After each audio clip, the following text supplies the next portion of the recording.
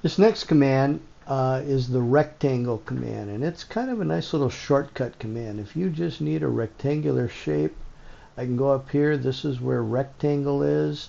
Uh, I pick this command usually because the keyboard shortcut isn't all that short. I think you got to type in REC.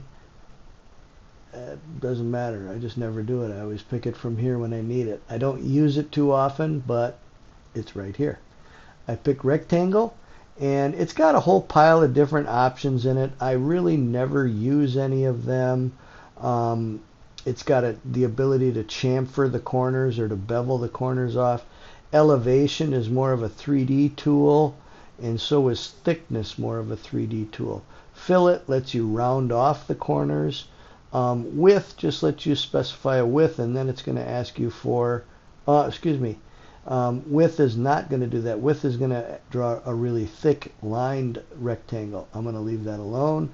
I'm not going to use any of these options. I'm just going to pick a first corner, and then I'm going to pick another corner, and I get a rectangle. It's just that simple.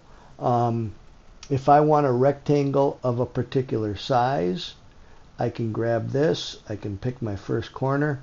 And you can kind of see that you get that little edit box available to determine the, let's call it the width in this case. And let's give it a 3. And then I'll type in the tab key or hit the tab key to go into the height option. And let's set the height at 1 and hit enter. And you're done. Because you dragged it up in this direction, you went 3 this way and 1 that way.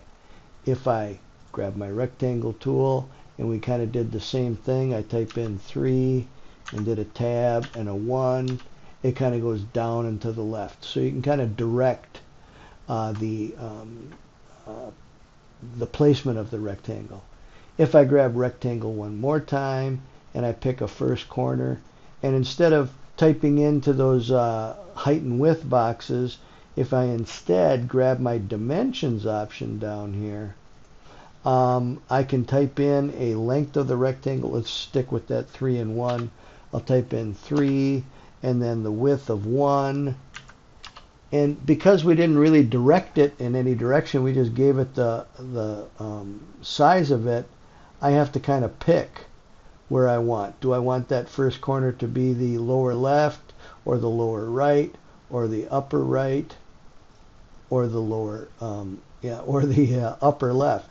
So you got to kind of flop it into position here. I'll just pick right there. And there it is. You can see that that does save a little more time than if I went and drew my line and went 3 and then I went straight up. I have to kind of be careful to make sure I go straight up and go 1. Now here's another application for object snap tracking.